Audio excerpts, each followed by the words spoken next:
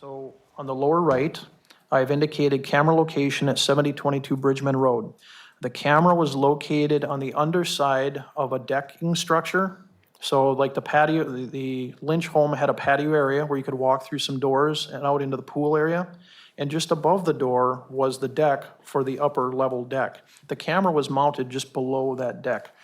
And that was pointed towards the direction of the Halderson residence.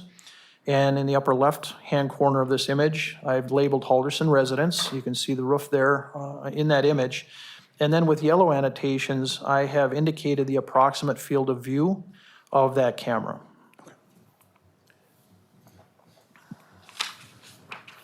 What are we looking at here? So slide number 8, I put some sample images for a better understanding of what the field of view was from the CCTV or closed circuit television system there. The image on the left is from the daytime on July 2nd. It has no particular significance other than that is just the field of view. You can see the pool area of Mr. Lynch's residence. Further into the scene behind the pool is his backyard. It's grass. Beyond that is the pond. And then way off in the distance, where I have a red line kind of pointing toward the top of that image, is where the Halderson residence is located. That same view at nighttime, indicated on the right side of the screen, is from the early morning hours of July 2nd, 2021. And it's the same scene, just at night. Okay. You've mentioned a couple of times, we're talking about a several-hour period. Very early, when we say early morning hours, just the first leading into the second, but those early morning hours of July 2nd, for a several-hour period, there was a flickering light that you were concerned with, correct? Yes. Okay, and what is this right here? Excuse me. In slide number 9, a flickering light was recorded on CCTV for several hours at the Halderson residence. This image is enlarged to try to show where on that image you could see, if you watched, where that light was coming from. So I've got a red line here pointing to where that flickering light was located on the Halderson property. Slide 10, what are we looking at there? So slide number 10, this is a small video sample of that flickering light, enlarged 2 times. And I think it's like a 10-second video. If you hover, you can play it, and it's just a short little clip. If you look carefully where that red line is pointing when the video plays, there is a flickering light in that location. And we'll look at a good deal of video here in a moment. The unknown is, right, and I think we already talked about this, the question you're trying to answer, the unknown is which window was associated with that flickering light for that several-hour period in those early morning hours of the second. That's correct. Okay. You had to answer some questions to solve this question, I would imagine. First being, how was the video file constructed that you had? Yes, you know, much like when you go to the doctor, they make a visual assessment of you. They listen to you and your symptoms and your explanation of what your issues are. They may do some medical tests, take your pulse, check your respirations, different things, trying to figure out, you know, what is the cause or what is going on. The same thing is true in forensic video analysis. It is not proper to just start diving in and looking at video, but rather interrogating or trying to examine the characteristics of the file or files that you received, because it's that training and experience of how those files are constructed which inform your decisions about what we can say about the video and what we can't say. It shows us our limitations, and it's important to know our limitations going in. And that brings us to our next slide. What are we looking at there? Right, so if we start from the top to the bottom just briefly, kind of big to small, I received a bunch of video files, quite a few of them. Those video files were made up of what are called GOPs, G-O-P-S. Those are groups of pictures. So they're families of images that are grouped together mathematically that construct a video. So when we look at a video, it just looks like a video. You hit play and it just runs. But in many of the videos, in fact, most of the videos we look at, there's actually groupings of frames that go together. So those groups of pictures are made up of frames. So if you were to pause a video and just look at a picture, that is a frame of video. There's a frame rate associated with videos. How many refresh pictures do we get every second? Those frames are broken down into smaller segments called pixels. Those pixels are generally little squares of information, and those pixels are finally made up of color channels, reds, greens, and blues. So video is what's called an additive process, where we take primary colors of red, green, and blue. They're mixed together to make all the colors that we see in video, secondary colors. The color channels are what we're at issue here because those color channels allow us to perceive brightness and color in an image. So that's what is of most importance to me in my analysis in this case was in the pixels, what were the RGB or red, green, blue values of the pixels defining where that flickering light was located. And slide 14, is this an example of pixels, essentially? That's correct. So on slide 14, I put annotations that show an exaggerated view of what we see, where the image on the left is a sample image from the closed-circuit video system at 7022 Bridgman Road. I put an annotation on the left side of 240 and on the bottom 352. That's the pixel count. Vertically, this image is made up of 240 pixels tall and horizontally 352 pixels wide. On the right side of the screen, I have shown a small portion enlarged to try to show those actual pixels, where they are actual visual little squares of information, just to orient people about the idea that we don't normally see pixels, but in the laboratory, we see them all the time. Got it. And just because it's come up here and it's going to continue to come up, there's a giant white line across the screen there in that major picture, or that larger picture. What is that?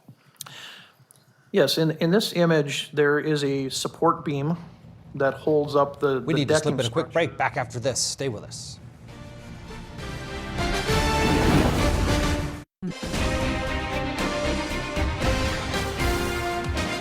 23-year-old Chandler Halderson is on trial for the murder and dismemberment of his mother and father in July of last year. On the witness stand right now is a video analyst, works for the sheriff's department, and he's analyzing video from a neighbor's home that picked up a flicker in one of the windows at the Halderson home in the overnight hours of the 2nd of July.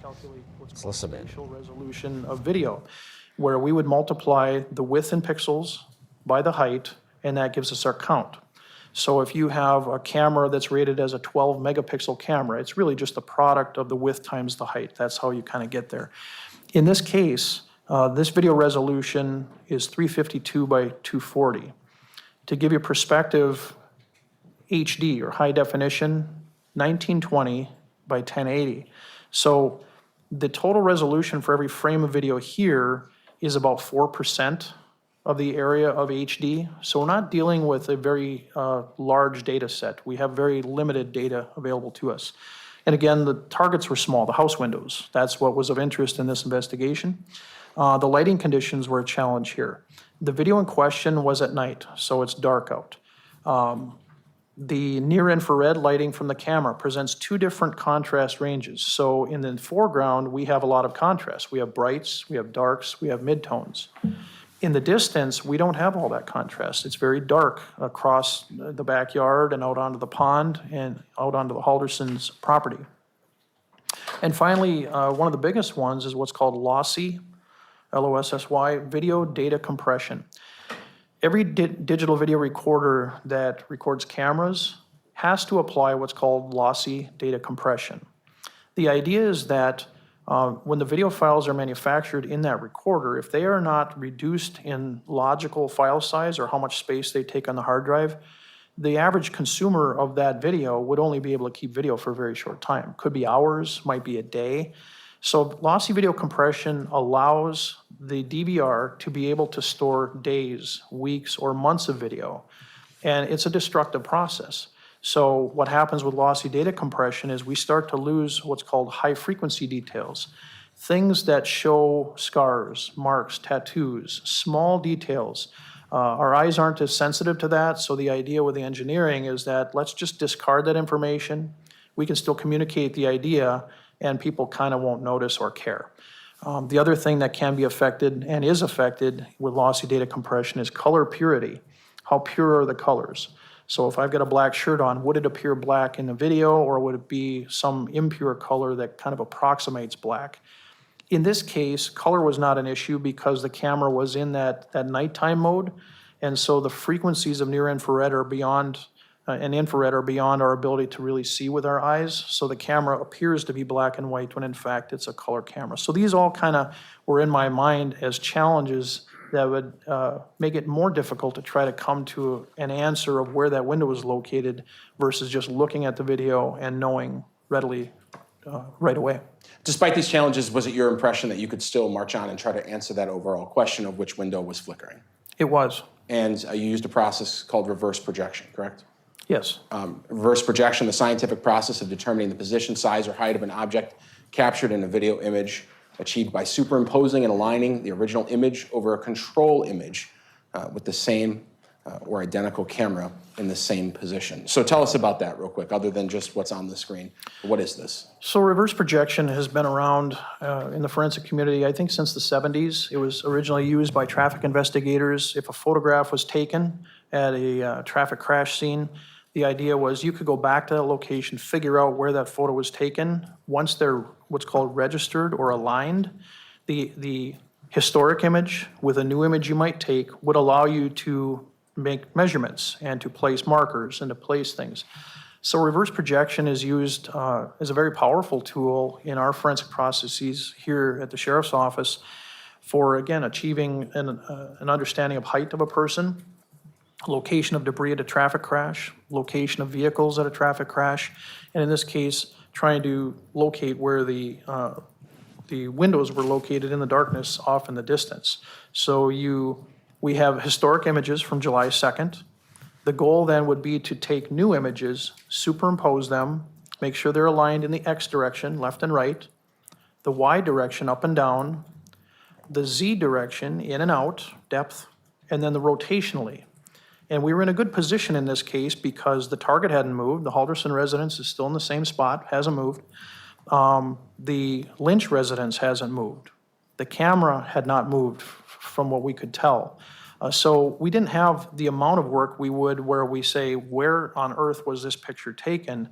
We already knew some of those variables were already controlled.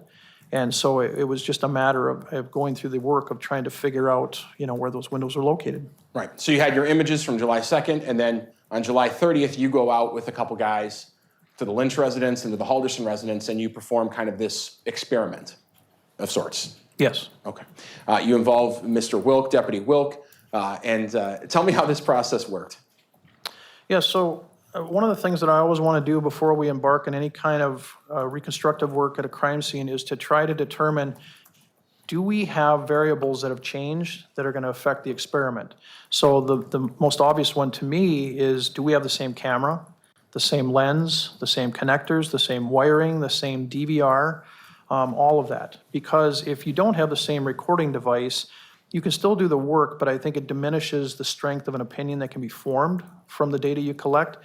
And so in this case, I had a couple conversations with Mr. Lynch, one I think by phone, asking him those very questions. Have you done anything to your recorder? No, I haven't done anything, he responded. I said, good, and I was seeking his consent to be able to do these experiments because we would have to gain access to his home and access to his digital video recording system in the home, as well as be in the backyard again of the Halderson residence after dark. And he said he would allow us to do that work. And so I talked to Deputy Wilk. I spoke to my supervisor, Lieutenant Carls, and said, this is what I think we should do here, is to try to get a greater understanding of where that light was coming from. I received the go-ahead from the administration at the Sheriff's Department to do this work. So on July 30th, it was a Friday evening, I met in front of the Halderson residence with Deputy Wilk and with Lieutenant Carls. I briefed them again on what I wanted them to do. And what I had done was I took a 48-inch piece of angle iron steel and I connected magnetic LED lights to it. So we had approximately 3 feet of vertical light. And then the bottom foot of that stick, kind of like a lightsaber, you could hold on to without having lights beneath your hands. All right, getting a video lesson from this video expert. We're going to step aside, take a break, come back right after this. Stay with us.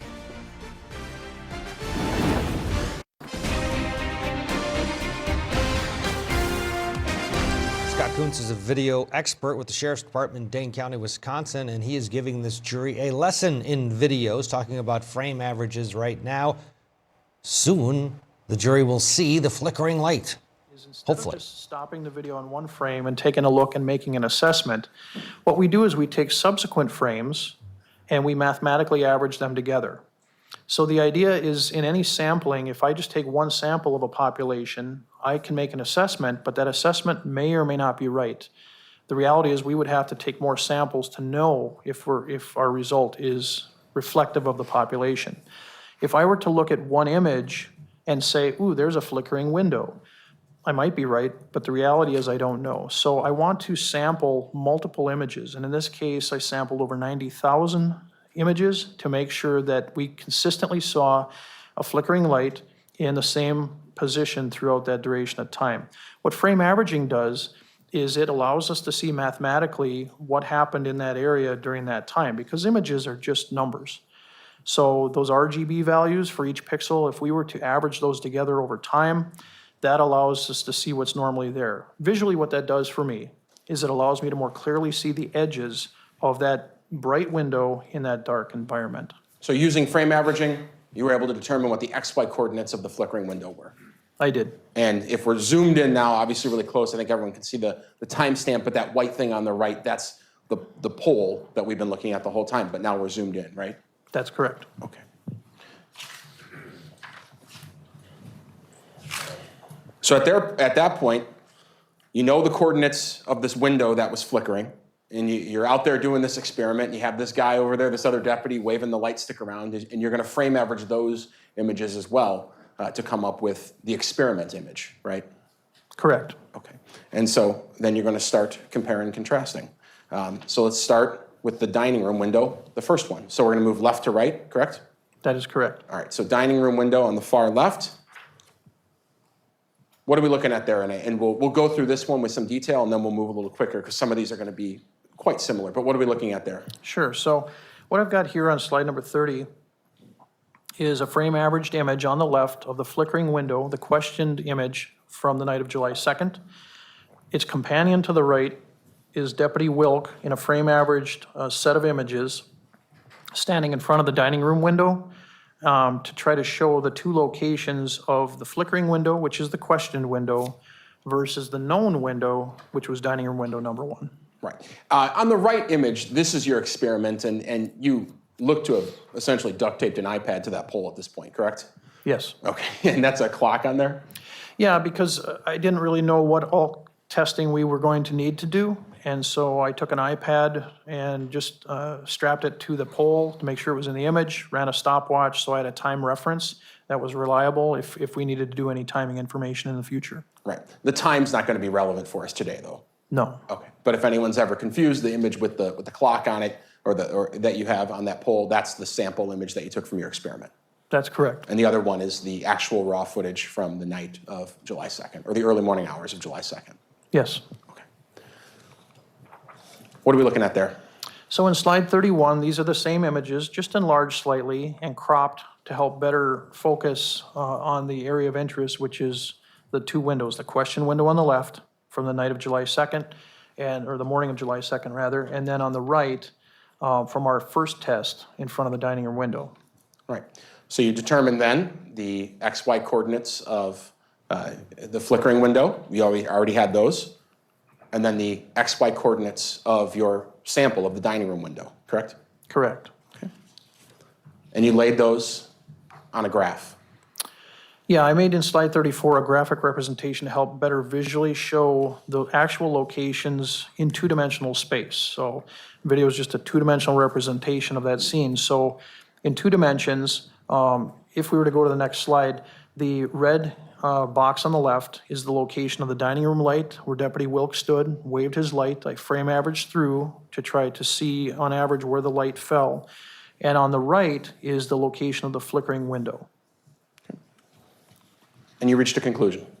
Right, so in the first experiment, the conclusion was that the flickering light on July 2nd was not coming from the dining room light, or the dining room window rather. Okay. So we'll keep walking across the back side of the Halderson house. Now we're on to kitchen window 2. You performed the same experiment with Deputy Wilk, moving the light around that night. That's correct. And again, we have our coordinates that are known of the flickering window, the coordinates that you obtained from your experiment, and you laid those on a graph, correct? I did. So in slide 43, again, a representation of where those windows were, and the image, or the red block on the left represents the location of that kitchen window, And the red block on the right is the location of the flickering light from the morning of July 2nd. And you reached a conclusion there.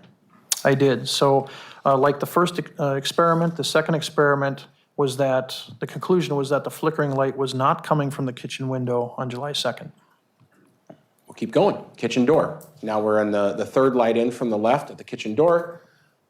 We have our images there, same as before, of the original image, the sample image from the test, the coordinates we've been looking at, and the coordinates you were able to obtain from your experiments. You laid those on a graph as well. Yeah, so in slides 52 and 53, I'm showing in red the locations of where those lights were. The image, the red area on the left is actually the kitchen door light location in 2 dimensions. And on the right, the flickering light location from the early morning hours of July 2nd. And you reached a conclusion there. I did. The flickering light was not coming on July 2nd from the kitchen door. All right. Now we're on to the fireplace window, the fourth window in.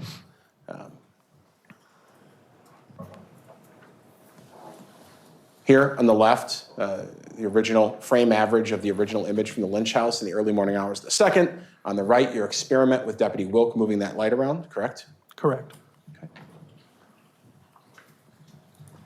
There are the coordinates that you were able to obtain from the original Lynch video. And on the right, are those the coordinates that you were able to obtain from frame averaging your experiment? They are. Okay. And you laid those on a graph. I did. So in slides 61 and 62 of this presentation, it's hard to show things that are on top of one another. So what I showed in red here was the location of the flickering window from July 2nd.